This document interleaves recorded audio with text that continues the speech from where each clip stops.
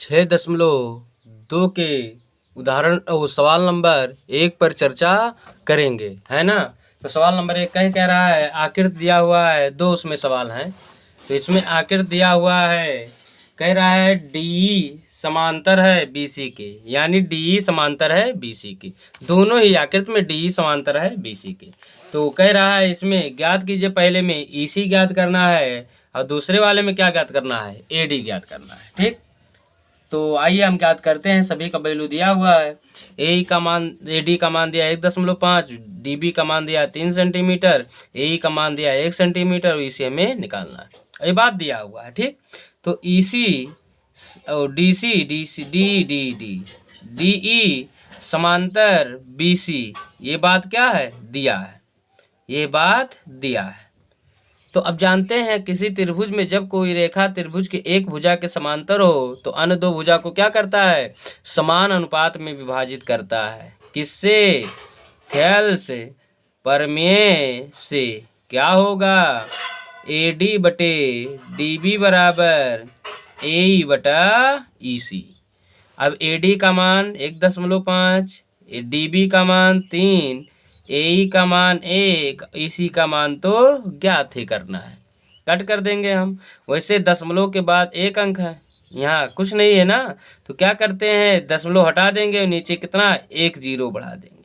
इसका मतलब यही होता है कि 10 से ऊपर नीचे क्या कर दिया गया है, गुणा। 1 अंक पहले दशमलव है 10 से करेंगे, 2 अंक पहले दशमलव है तो 100 से करेंगे, 3 अंक पहले है तो 1000 से करेंगे। ठीक, तो कट कर देंगे। 15 एकन्ने 15, 15 दूनी 30, यानी कि 1/2 बराबर 1/, ईसी। क्रॉस गुणा कर देंगे तो ईसी का 1 में होगा ईसी और 2 एकन्ने 2, यानी ईसी का वैल्यू कितना आ गया, 2 सेंटीमीटर। ठीक, तो सेम ऐसे इसका दूसरा क्वेश्चन भी दिया हुआ है। तो दूसरे में क्या कहा, एडी का मान ज्ञात करो। एई बराबर 1.8 सेंटीमीटर, ईसी बराबर 5.4 सेंटीमीटर और डीबी बराबर है 7.2 सेंटीमीटर। अब इसमें भी ये बात दिया गया है, क्या दिया हुआ है, इसमें भी ये बात दिया गया है कि डीई समांतर है बीसी के। और जानते हो जब किसी त्रिभुज में कोई रेखा त्रिभुज के एक भुजा के समांतर होता है तो अन्य दो भुजा को समान अनुपात में विभाजित करता है। किसके अनुसार, थेल्स प्रमेय से। क्या होगा, एडी बटे डीबी बराबर एई बटे ईसी। एडी का मान ज्ञात करना है, डीबी का मान 7.2 है, एई का मान 1.8 है और ईसी का मान 5.4 है। अब यहाँ देखिए दशमलव के बाद सेम अंक है, एक अंक के ऊपर भी है और एक अंक नीचे भी है दशमलव के बाद, तो हम सीधे दशमलव हटा देंगे तो 18/54 हो गया। कट कर दीजिए, कट कर दीजिए तो 18 कन्ने 18 और 18 तिया 54।